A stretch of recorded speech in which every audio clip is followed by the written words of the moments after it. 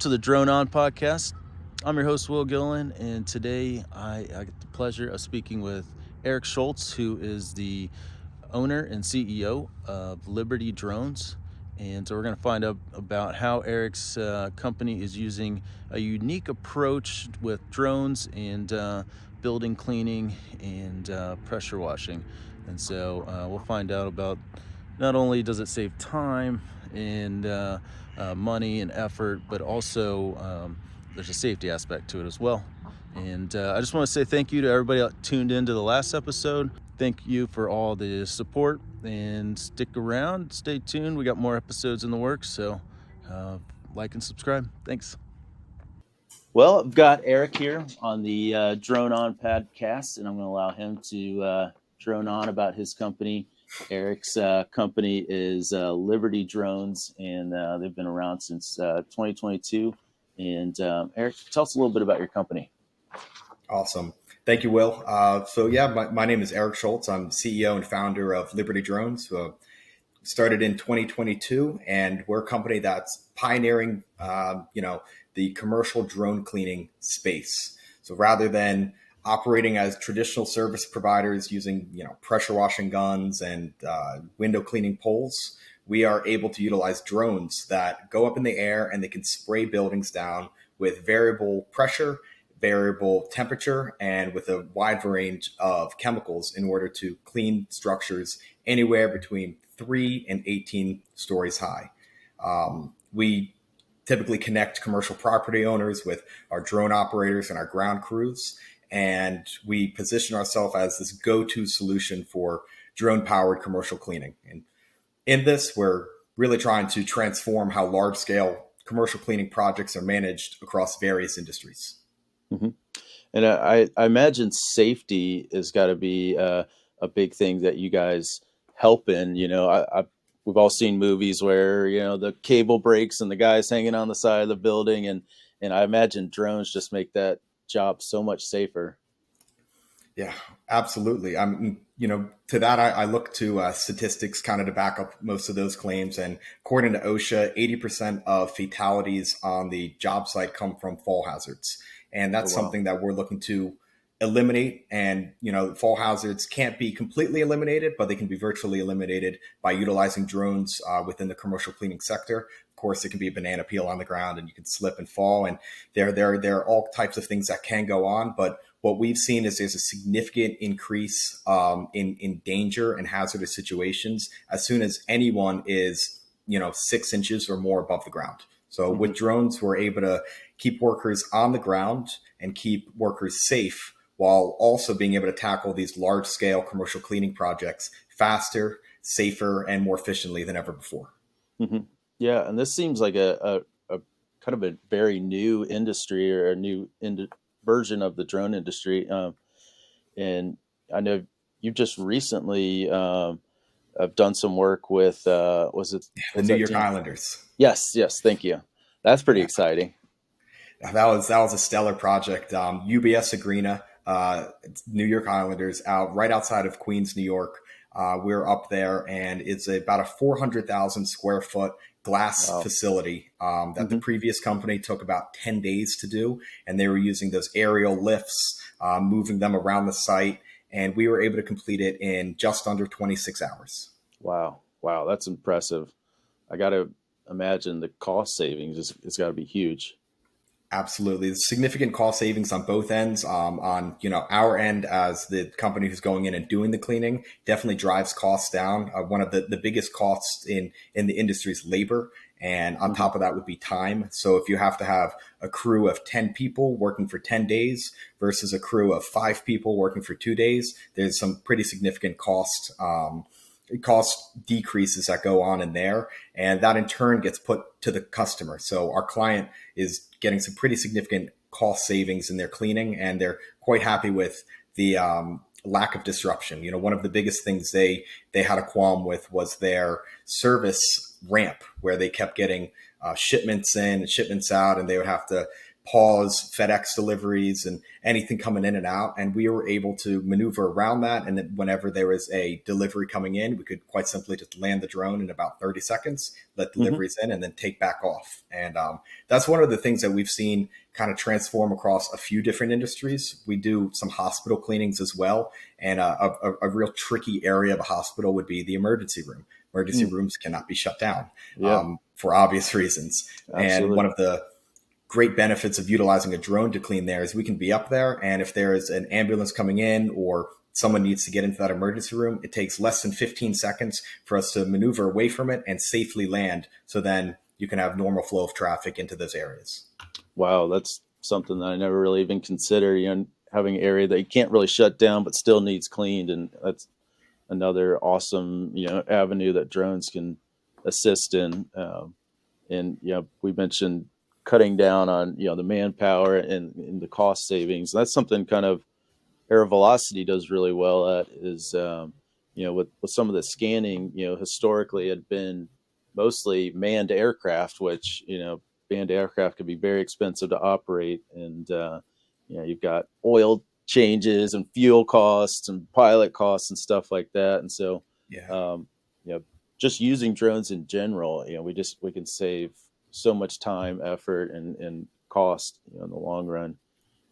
Exactly. It's almost like a no-brainer solution. When you look at what Aero Velocity does and you compare, the old way versus the new way, it's kind of similar to what we do comparing the old way and the new way.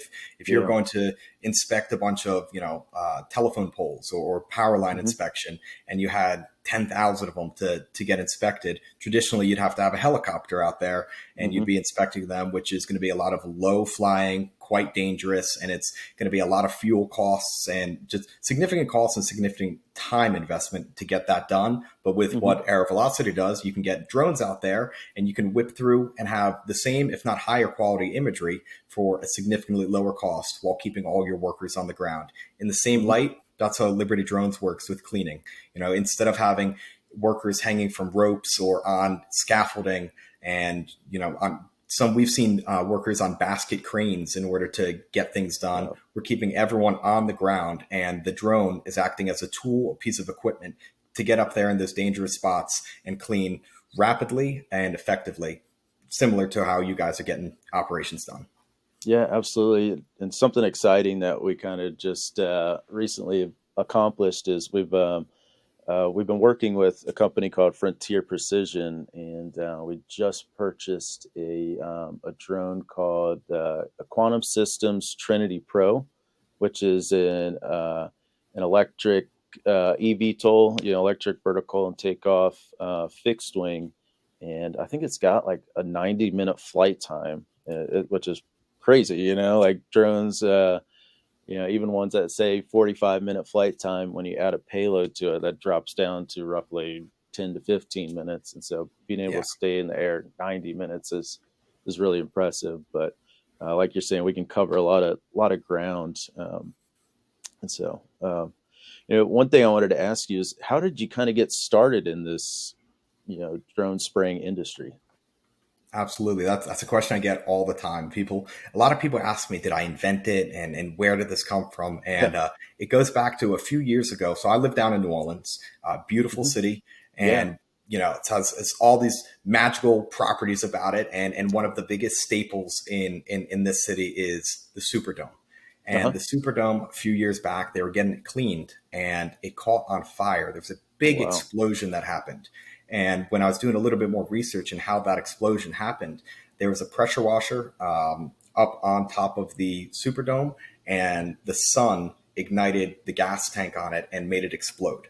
And to me, I thought that was absolutely ridiculous while we're in the future of technology, that we're having something so basic happening and that we're putting workers at risk. And we're putting, such a magnificent building at risk. So when I was looking at it, I was like, why can't we just fly the pressure washer up there? Why can't we just fly the hose up there? And it clicked. And I was like, oh my goodness, let's attach it to a drone. So later that night I went and I tried applying for the patent, and I got rejected because someone actually already owned the patent. Wow. And I went in, found out who owned that patent. And I started chatting with them and was trying to figure out how we could develop the technology that they've already patented and see what type of business model we can make off of that. And, the rest is history. From there, we were able to build clients on top of it and started taking some down payments to really structure, some good financials in order to get the project underway.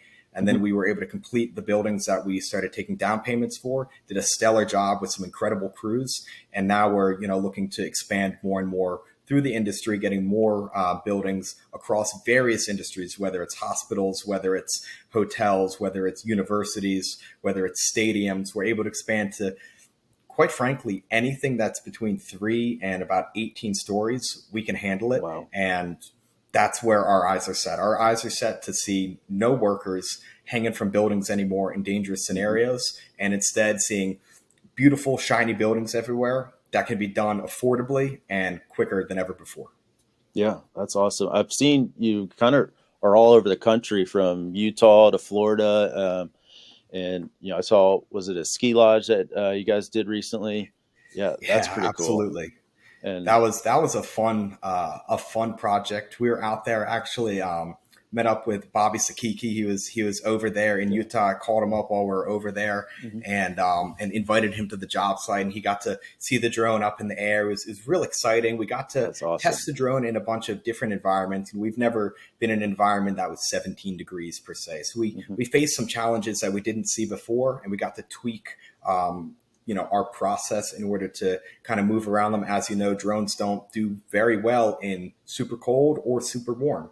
And while we've had experiences in super warm when we're in Florida, Mississippi, Louisiana in the summer, we didn't really have a ton of experience in these colder environments. So we were out there 17 degrees flying. We started getting icing on the propellers, and we had to, how do we counteract that? And we put some de-icing fluid on them, fix the situation. We saw our battery time started decreasing. All right, how do we counteract that? We moved the batteries into the truck, kept the heater on, and then one of our techs, shout out to John Hooks, incredible guy. He took his gloves, they were heated gloves, and he stuck the batteries in them, and we put them on the drone, and we took it back off, and our flight time went right back through the roof, which is fantastic. And from those experiences, we could talk with the manufacturers and be like, hey, instead of putting gloves on the on the drone in order to make things work, how do we work through these things? We could talk with different battery manufacturers and get different units to kind of counteract those problems. Wow, that's something I'd never really even considered. We've ran into issues similar with our pilots. We have a couple that are down in Mississippi right now, and having to keep the batteries in the vehicle versus keeping them out of the vehicle just to keep them warm and stuff like that. We run into that, but I always find it interesting. The workarounds that drone pilots find to kind of fix stuff in the field. For instance, we had a cracked landing gear, and it was going to be 3 or 4 months out before we got a part in. So, we found a workaround, or just a couple of weeks, but we found a workaround because they're out in the field right now. We got to get this project done. So I always find stuff like that interesting. It's about creative solutions and problem solving. Yeah. Yeah, absolutely. So that's pretty cool. And you're 27, right? I'm 26 years old. 26, even better. I feel, that's something to be really proud of, to be started a company and got it up and running and being very successful at it at a young age. Yeah. Being 26 years old, definitely, it has its pros and its cons. I'm starting to feel my knees are starting to feel older. It's not the same as when I was 22, 23, 24. But on the bright side, I don't have significant amount of responsibilities, as I'm not married. I don't have children. I really just have to worry about myself and my company and my employees and my clients, which is honestly one of the biggest blessings in my life, is that I can really just focus on the things that I'm trying to get accomplished at the moment. I've seen definitely, when I walk into some of these environments, you have to project yourself as someone who is in the industry, knows what they're talking about, and there to create solutions. And the response from clients who we've been working with has been fantastic. No one has looked down on me and said, oh, who's this kid? What are they doing? Because when you're framing yourself as a solution for their business and you're showing them how they can save money, and then you do a great job, no, at the end of the day, no one really cares how old you Hmm. are. Yeah. That being said, one of the biggest qualms of someone who is 26 is thinking that you know it all. And this would be a shout out to anyone who's around my age or is trying to get into an industry. Once you start thinking you know exactly what you're doing, is when you're going to fail and fall flat on your face. Hmm. And it's very important to make connections with other people and keep seeking out more information. When you're running a company, especially when you're running it in the beginning all by yourself and now you have a few employees, there's no one telling you what to do. And it's very important to have structured tasks in place so you can accomplish things every day and you set goals out that are short term and goals that are long term. One of the biggest things that I learned in university is something called a SMART goal, which is a goal that's specific, manageable, achievable, realistic, and time oriented.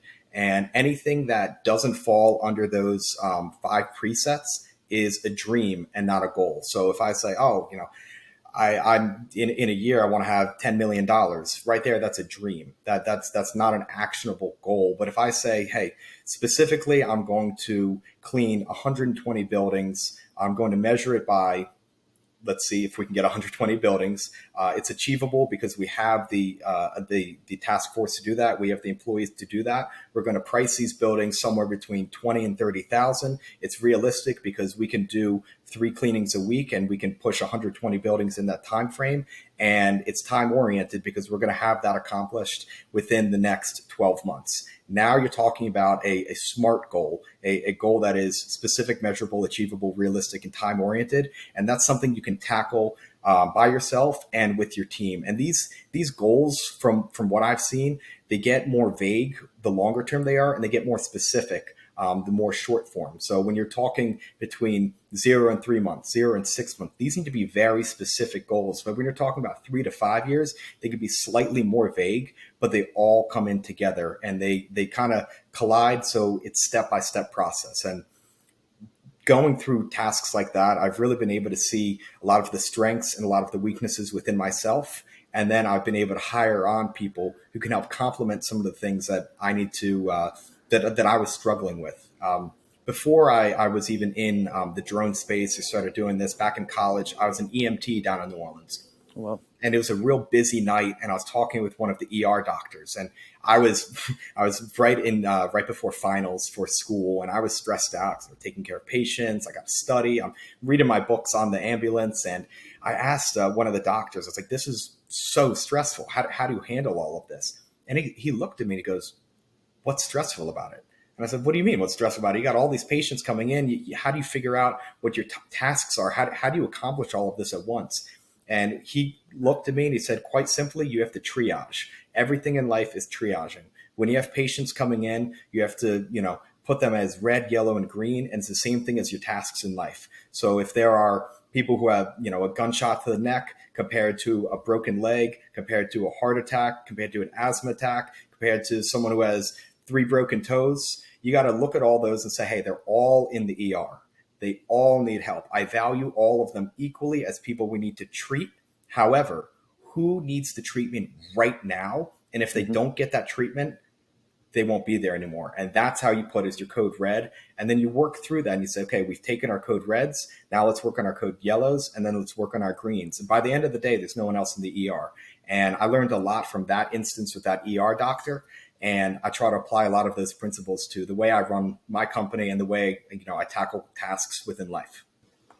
So, did you have, you said you're an EMT, but did you have experience in pressure washing? Like, how did you kind of fuse drones and pressure washing together? What was your kind of inspiration for that?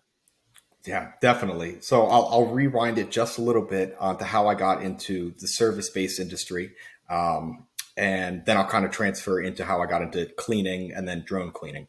Hmm. Um, Back in 2020, as we all know, COVID was a pretty big deal, and I was in school at that point. I was at Tulane University, and I just came back to my house, and all of my roommates were back with their families. And at that time, my mom was recovering. She had a stage 3 brain aneurysm when I Wow. was 18, a senior in high school.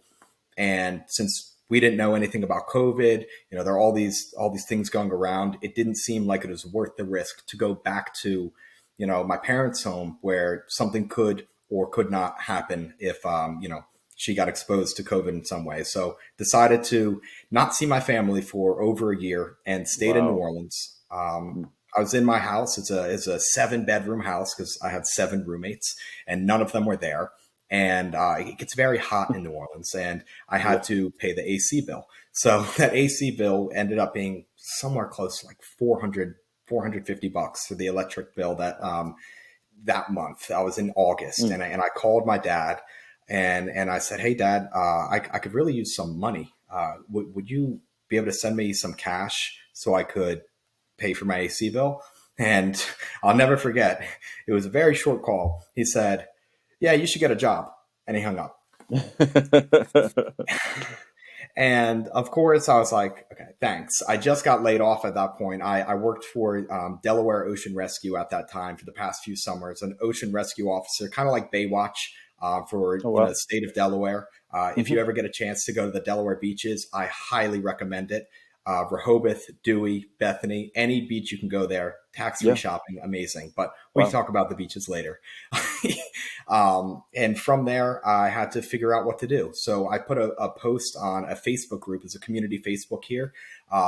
Had close to 80,000 members of it. And I said, "Hey, I'm a nice young kid and I got working hands, working feet. What can I do to make money? I need to pay my AC bill." So I started, changing toilet seats, changing bike tires, putting together IKEA furniture, painting fences. And I scrounged up enough money to pay for my electric bill in about 2 days.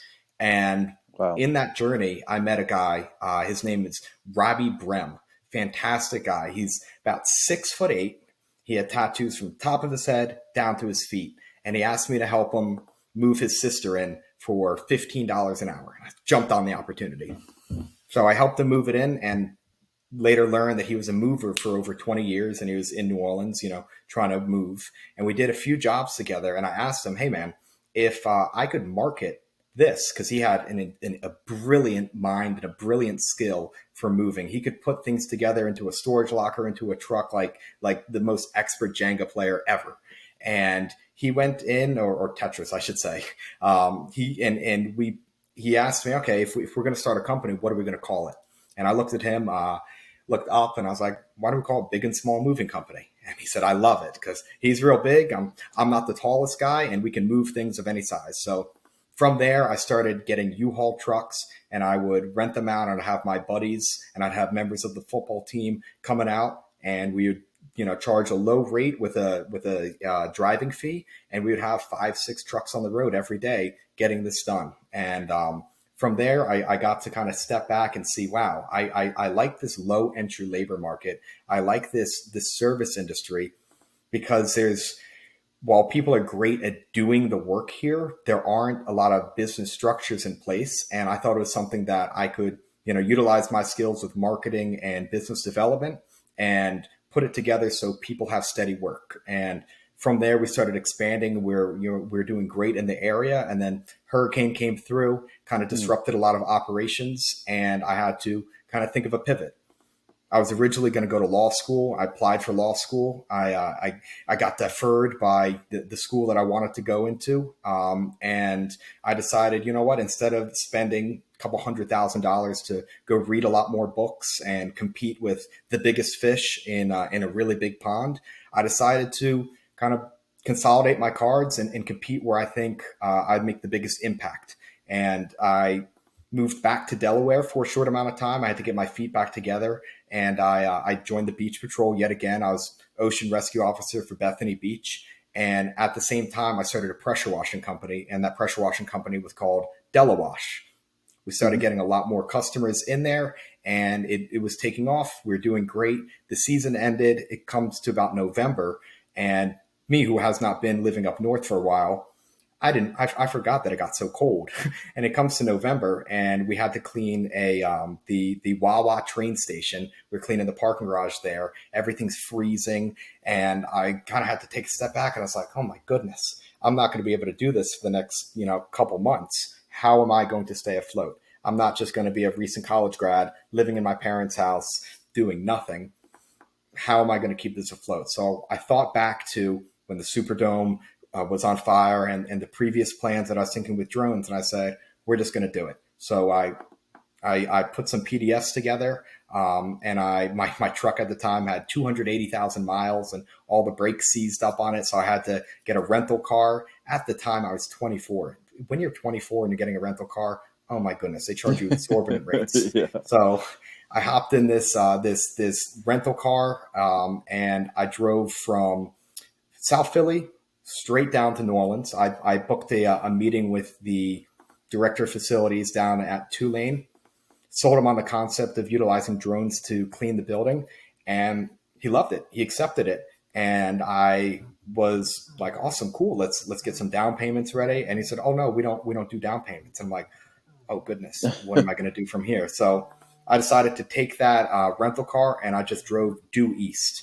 I went and I hit the beaches in Mississippi from Biloxi, Bay St. Louis. I drove eastward towards Mobile, Alabama. Then we hit Western Florida, Central Florida, moved up Georgia, both Carolinas, and made my way back. And by the end of this, I've accrued about 44 contracts that we're able to put on the table, collected down payments from about 17 of them, and took that money to start the company in the way that we should get things rolling. We got the equipment together, we got the drones together, and we moved through a lot of ups and downs between the technology and between the processes. And from there to now, there's been an enormous amount of learning, an enormous amount of expansion. And we're essentially looking forward to the next step where we can just keep getting people to do this. And kind of the change in business model that we've gone through from being just directly service now is how to bring people into the industry. It's a big thing as a drone service provider. How am I going to get work? If you just go buy a drone, you have an asset, you have a tool, but how do you get work? So similar to if you just went out and you bought a crane, you can't just be a construction company. You have to know a lot more, and you got to have a lot more equipment. So what we do at Liberty Drones is we offer business consulting and, a way to start your own business where people can come in, they can say, hey, this is really interesting concept. We want to do it. How do we do it? And we are not a franchise. We're not franchising. But what we do is we provide consulting and advice on how to get things done. So anywhere from which drones should you be using for what type of operations? What ground equipment should we use? Should we use a truck? Should we use a trailer? Should we use a van? What type of chemicals should we use? How do we price this stuff? All of this information that I had to kind of figure out on my own is what we're kind of packaging together so people can go and start their own businesses, and we help provide different sales to them in the meantime. So we have a bunch of contracts that are, already executed across the nation, and we are taking those as opportunities to provide to people, hey, you have this equipment now, you have the expertise, you're a master pilot, you're a master cleaner, however it may be. Let's put some money on the table for you so you can get that instant ROI and then grow and expand your services. That's awesome. That's a really inspiring, story, and innovative, taking, all those, your experiences and kind of combining them together and being able to build something that's so successful. As a CEO in the drone industry, what are some of the biggest hurdles or obstacles you're seeing in some of the regulation side? I kind of, that's common concept or common conversation that has been happening at this time. What's your thoughts on that? It's funny. I thought you were going to say what are some of the biggest hurdles and challenges, and I was about to say regulations, but you went a little bit more in depth on there. And regulations for sure. I mean, red tape is tricky for anybody, and it's all about navigating the red tape. And there are two entities that you never want to mess with in life.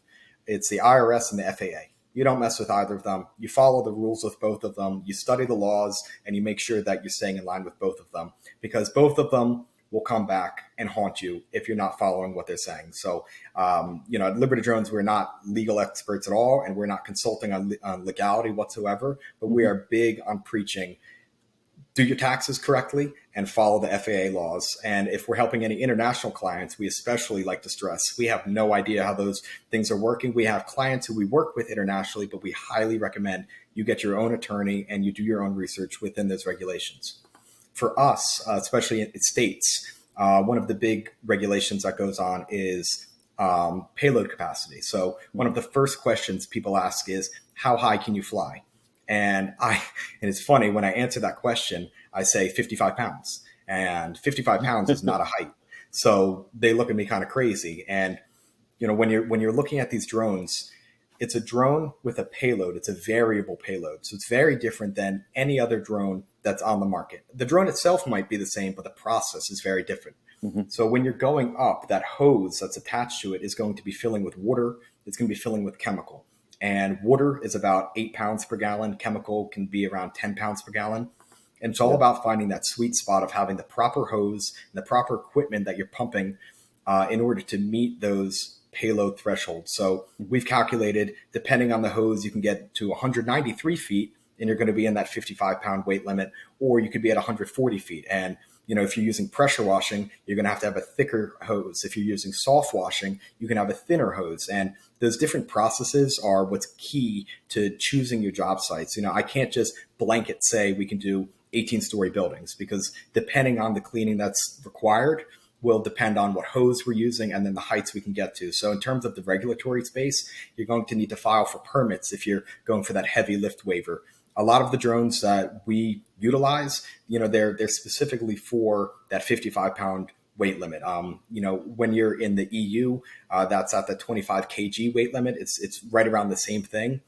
You want to make sure that you're following the laws and you're staying within it. We are exploring other options. We're pretty agnostic on terms of drone. There are a few different drone makers on the market. I think they're all fantastic, and I think they're all pioneering it in their own way. And we're here to help our clients figure out which drone is right for what they're trying to do, and then how to stay within the scope of the regulatory body so they can accomplish that work. Yeah, absolutely. Some of the regulatory issues that we kind of encounter, I want to say issues, but some of the things we have to be cognizant of are, especially working with government type programs like agencies like the USDA or the U.S. Forestry Service, NDAA, National Defense Authorization Act compliancy. So that's been a big thing in the news, and not trying to get political at all, but that's something that we kind of have to keep in mind when working with collecting data that might be used for those types of purposes. So you mentioned carrying payloads and up to 55 pounds. That's pretty heavy, for a drone. And I can only imagine, higher it gets, the more battery it's probably using. And some of the equipment we use, for instance, we use the Yellow Scan Voyager LiDAR, which is pretty big piece of equipment. And, we have to be real cognizant of flight time with that, especially switching from aircraft to aircraft. So I thought that was really interesting. I didn't really consider that the higher the drone gets, the more weight it's starting to add. So I thought that was a pretty cool analogy. Earlier I mentioned something that is kind of near and dear is we're starting that internship program with Sinclair. And I wanted to see if I could get your advice on, maybe some young people that might be watching and starting a career in the drone business. I was going to see, what kind of advice would you give? Absolutely. I think that's a fantastic question. And I think young people getting into the career in drone spaces, they should keep their options open. When you're looking at trades, I think trades are an explosive topic and an explosive way to make a lot of money and have a real stable career. And I think it's super important to have plumbers, electricians, linemen, everything in the trades. And I truly consider drones as the newest trade that should be pushed in our trade schools and should be pushed from an educational standpoint. I would really love to see drones in high schools, so people are getting their Part 1 to 7 certifications and beyond to our trade schools, so people can get into this field and start making a big impact, not just in their local community, but their state and nationwide. We have tons of bridges in the United States that need to have infrastructure inspections done on them. We need to have qualified drone pilots on them. And I know I've had a lot of friends who their parents would always yell at them, "Oh, why are you playing video games all the time? It's a waste of time. You should never do that." Well, those guys are really good at utilizing their abilities on the controller, and I think those transfer really well into the drone space. Secondarily, I think the trade market and these labor oriented fields are kind of looked at as dirty, and they're looked at as very physically intense, and that might turn away people who are at different sizes and different genders. And I think drones are the best, equalizer for that. It doesn't matter if you're male, female, if you're 8 feet tall, if you're 2 feet tall, whatever it is, it's an equalizer for you to be able to get out and do work that can help your community. And you can get out there, you can be on a construction site, and while you might not be using a jackhammer and shoveling and paving concrete, which is its own skill in and of itself, you're able to impact that job site quite significantly by standing on your 2 feet or by sitting down and by getting your scans done and providing whatever data is needed for that job site. I think data is crucial. We've seen data being crucial across the board over the past 20 years. And I think drones are just a tool to capture more data so we can transfer that into making smarter decisions in the future. Yeah, absolutely.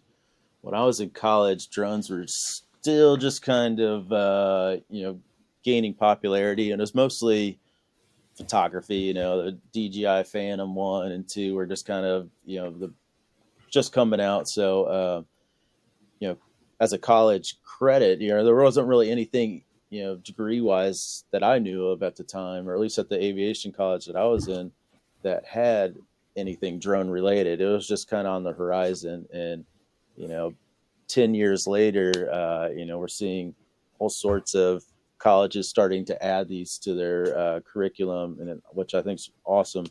But you'd kind of mentioned not just drone pilots, but there's in the industry, there's so many more jobs that are building, and I think adding visibility and letting people know that there's jobs other than just flying for pictures, and for instance, at Aero Velocity, we have a team of data scientists. They work with the drone data, and they take it and they, especially with LiDAR, multispectral. So I think that's really fascinating.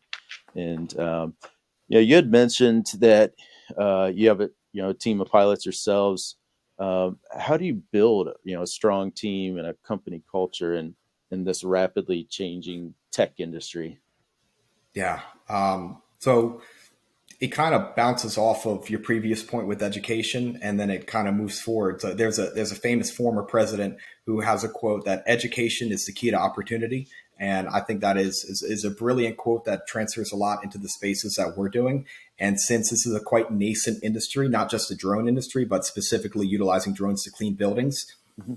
you have to be on the forefront of education in order to have the highest quality operators out on your site. So when we started, we were pulling drone operators who are working in oil and gas, and they were doing some pretty technical work. They were flying in environments, that had a lot of interference, going around power lines, going in different oil and gas facilities, tight spaces. And we took those guys and we said, hey, I know you haven't done this before. Are you willing to give it a shot? And then we brought them out to the field, wide open field. We had them testing it. We had them experiencing, hey, this isn't too shabby. And what we've noticed is, utilizing drones to clean, that's not the hard part. The hard part isn't flying it. It's what really comes down to is emergency procedures. And, back when I was 16 years old, I bet you could have thrown me in a semi truck, and I bet you I could have driven that down the road. And I'm sure you're in a similar standpoint where you can drive a semi truck. However, back when you're 16, if the brakes fail while you're going downhill, would you have known to go off that off ramp, the sand pit, in order to stop the truck? I know I would not have known that. But now at this age, of course, I've driven by enough of them and I'd be like, oh, of course you go do that. That's kind of the analogy I like to utilize for drone cleaning and just drones in general. It's not necessarily about the task at hand. It's about what to do when things go wrong in order to maintain a safe environment. So in order to have a strong company culture and have pilots on site, they have to be comfortable and they have to be confident in the work they're doing. And you have to teach them, this is what we do when something goes not as planned, when you have interference. These are the things that could give you interference. If you're flying and there's a two-stage motor in an AC unit, you might get interference. If you're flying near some 5G, there could be interference. And then what do you do in those scenarios? And then prior, when you're doing pre-flight plans, you go and you say, hey, we're not going to fly right there because I'm confident that you will have interference there. We'll start with a smaller drone. We'll take it up and see if that's getting interference. And then we'll go with our larger drone. We always test the sites thoroughly. And it's just truly important to make sure that on your ground level with your pilots, that they're confident in not just their abilities, but the capability of the equipment that they're using. And then that the building or the property that they're working on is able to be worked on utilizing that technology. So once you have all of those set and everyone's confident that everything will be working well, you complete more jobs and people get happy. They're thrilled because it's a really cool thing. People are opening their eyes. They're like, oh my goodness, is that drone cleaning the building? And you look back and say, yeah, he is. And it's that guy right there. He's flying it. And it gets people excited. It's not too hard to keep company culture high and keep morale high when you're doing something innovative, you're doing something cool, and you're really pushing something forward. So it starts with minimizing risk. And instead of trying to increase success, you're trying to mitigate risk and mitigate failure. And the more you can focus on mitigating failure, you're going to be more successful long term. And your pilots will feel that, your team members will feel that. And that company culture of safety is what kind of keeps things pushing forward. You don't want to be in a scenario where everyone's thinking, oh, this is risky. Is this going to work? Is this not? Because that's going to build a lot of distrust within the environment. You need everyone to trust each other and trust themselves and trust the equipment. And starting slow, crawl, walk, run, and moving to those larger projects is the way that we at Liberty Drones have been able to tackle that point. Yeah, absolutely. That a couple of those points rang home. When I was in college, I was working on getting my pilot's license, and I had a flight instructor that said something very similar. He said, once you get up in the air, flying the airplane is super easy. It's how you handle those emergency situations. And so, he would say, okay, this gauge, your attitude indicator just failed. How do you work around that? And that was the majority of flight training, is learning what to do in those, situations. And at Aero Velocity, we have that kind of a similar culture and mentality, using checklists. And, our director of operations is a pilot as well, a manned aircraft pilot as well. And so we kind of share a lot of similarities in the aviation industry that we share in the drone industry as well, like checklists and emergency procedures and that type of stuff that you named on. So I thought that was no pretty such awesome. thing as being too prepared. Yeah. You'd also mentioned a pull in a crowd, and I totally know what that feels like. When I was a test pilot for Workhorse Aero, we'd take the drone out, and it seemed almost every time we went somewhere public, somebody would see the drone and have to come over and ask questions and take pictures. And I'm sure when you're flying in kind of an urban area on buildings, I'm sure you get people interested all the time. Oh yeah. We learned quickly that our 20-yard safety circle needed to be expanded to 50 yards. Yeah. And it wasn't due to, us being in there. We keep all of our operators at least 20 yards away at all times. Mm-hmm. We started realizing that people wanted to come up and really see the event. And you have to have, multiple stages of barriers just to have the safest environment, whether that's road closures, sidewalk closures, tape, fences, cones. People are going to try to get around them because it just looks cool and they want to be a part of it. So, we've started hiring staff on to do crowd control if we're in an area that's going to possibly have all of those things going on. And we try to book our jobs off season for places. Obviously, hospitals don't have an off season, but for a university per se, so we can try to mitigate those risks associated and have the best opportunity to clean the property the most efficient way. Yeah. And as drone service providers, I think it's kind of helps the industry as a whole by setting up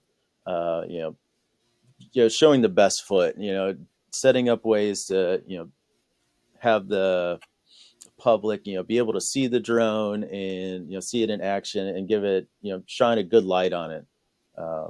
Struggling for the right terminology, but I want, as drone service providers, it's kind of a requirement for us to make sure that we're showing the drone in the best light, and people get able to see drones, not as a negative, but as a positive. Absolutely. I think it's a big thing, especially nowadays. Drones are kind of looked at for a lot of the bad things they can do, or a lot of the Exactly. not maybe not bad, but a lot of the military uses that they Hmm. might have. And I'm not in the military uses of drones, and you're not as well. And it's important to educate clients and say, look, there are drones that can do good. There are drones that can do tasks that you guys do every day, and we're just trying to make it faster, safer, and smarter. Hmm. And it's important to push those things forward. And in a nascent industry, people can get a lot of opinions about what tech does and what tech doesn't. And it's our job as, people who are driving the industry to show them, hey, these are what our drones do. These are what our company does. And this is how we're making the world a better place by using them. Absolutely, absolutely. Yeah, that was I was trying to exactly what I was trying to say. Uh, so, what's next for Liberty Drones? Do you guys have any upcoming projects or innovations you'd like to share?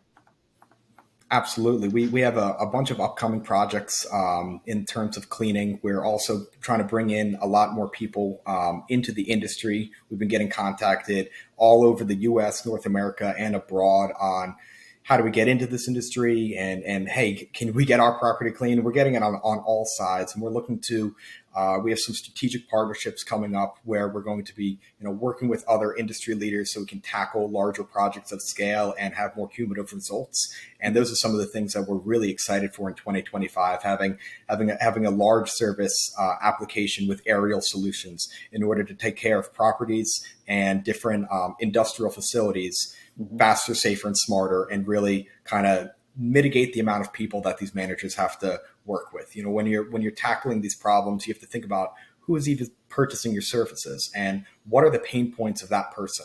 For them, that person isn't looking to work through 7 different contractors to get 7 different things done. If you can tackle all of those at once and you can handle them responsibly, that's something that we've seen can go a long way. And what we're looking for, and this is a subject that I bring up a lot with pressure washing companies, we're not looking to run a lemonade stand. We're looking to run a business. And the difference between a lemonade stand and a business is reoccurring revenue. And you can run $1 million lemonade stand, but at the end of the day, it's still a lemonade stand that you got to sell lemonade every single day and find the new customers every single day. What we're looking to do is have reoccurring contracts so you can build your business and you can have projected income that is going to be set up for the years to come and then grow and expand and scale. So that's really where we're focusing on. And while we're, focusing on internally growing and scaling, we're trying to help other people learn the tips and tricks on how to take their lemonade stand and turn it into a reoccurring business.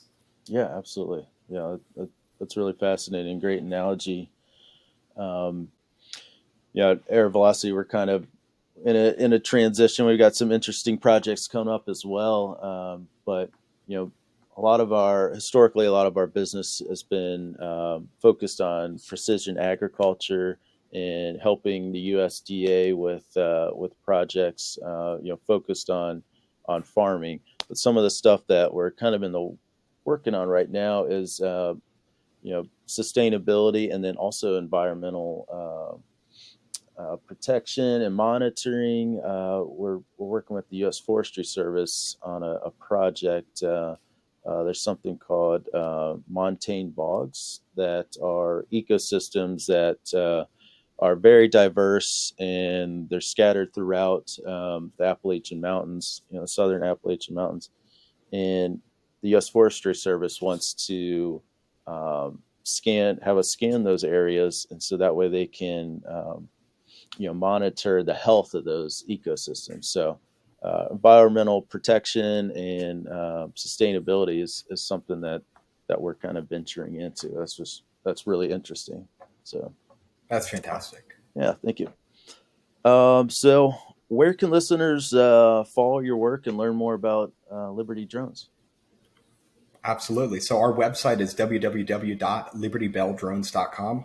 Our logo is a little Liberty Bell with propellers on it. So it's quite easy to remember, libertybeldrones.com. We're on YouTube. We're on TikTok. We're on LinkedIn. We're trying to grow more on our other social medias, Instagram, Facebook, and such. But our main focus has been putting out content on LinkedIn and YouTube. And if you're looking to follow along, you can reach out and DM us on any of those platforms. My email is Erik, which is ERIK at libertybeldrones.com. You can shoot an email over for that. If you have questions about how to get into the industry, or if you have a property that you think that we could help out on, we'd be happy to help. And those are some of the main ways to get in contact with us. Excellent. Yeah. Yeah. Yeah. You've got a pretty great social media. I've been on your Instagram and your YouTube, and that's something that we're growing here at Aero Velocity. So stick around for more content coming out, and always follow our podcast. I've got a couple more guests coming up next week that I'm going to be recording with. So appreciate your time, appreciate listeners' time, and if anybody needs to contact us, aerovelocity.com. There's contact us buttons on there. And my email is william.gilliland@aerovelocity.com. Eric, thank you for your time again. And appreciate your time and your stories. Really awesome. Will, thanks so much for having me. This is an awesome platform. I highly recommend anyone to hop on this podcast, chat with Will, chat with Aero Velocity, and I'm really interested and excited to keep propelling progress together. Yeah, absolutely. Yep. Thank you.